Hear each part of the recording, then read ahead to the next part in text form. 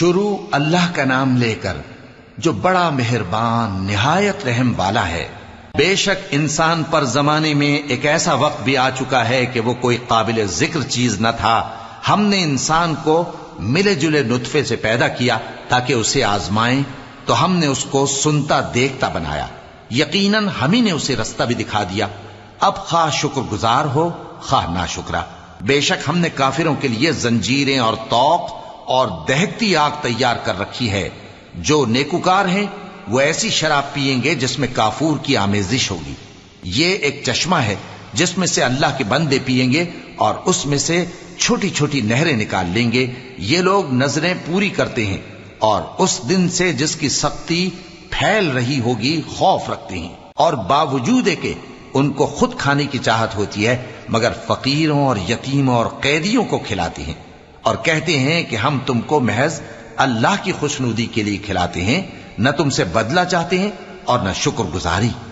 ہم کو اپنے پروردگار سے اس دن کا ڈر لگتا ہے جو چہروں کو بگاڑنے والا اور بڑی سختی والا ہوگا۔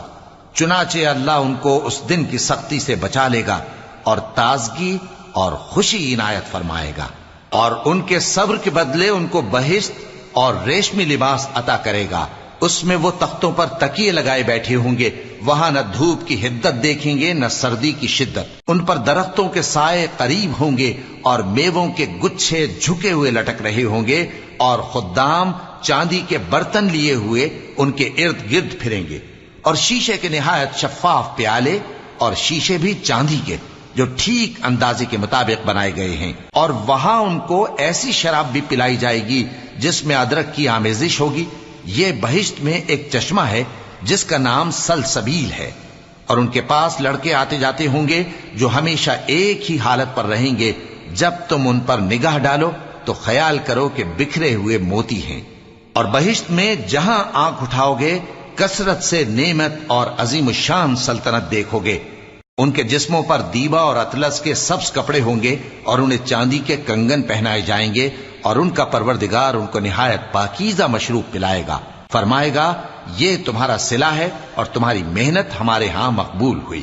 اے نبی صلی اللہ علیہ وآلہ وسلم، ہم نے تم پر قرآن بتدریج نازل کیا ہے، تو اپنے پروردگار کے فیصلے کے لیے انتظار کیے رہو، اور ان لوگوں میں سے کسی بدعمل اور ناشکرے کا کہا نہ ماننا، اور صبح و شام اپنے پروردگار کا نام لیتے رہو، اور رات کو بڑی دیر تک اس کے آگے سجدے کرو اور اس کی پاکی بیان کرتے رہو۔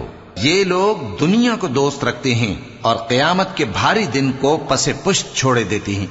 ہم نے ان کو پیدا کیا اور ان کے جوڑ جوڑ کو مضبوط بنایا، اور اگر ہم چاہیں تو ان کے بدلے انہی کی طرح اور لوگ لے آئیں۔ یہ قرآن تو نصیحت ہے، جو چاہے اپنے پروردگار کی طرف پہنچنے کا راستہ اختیار کر لے، اور تم کچھ بھی نہیں چاہ سکتے مگر جو اللہ کو منظور ہو۔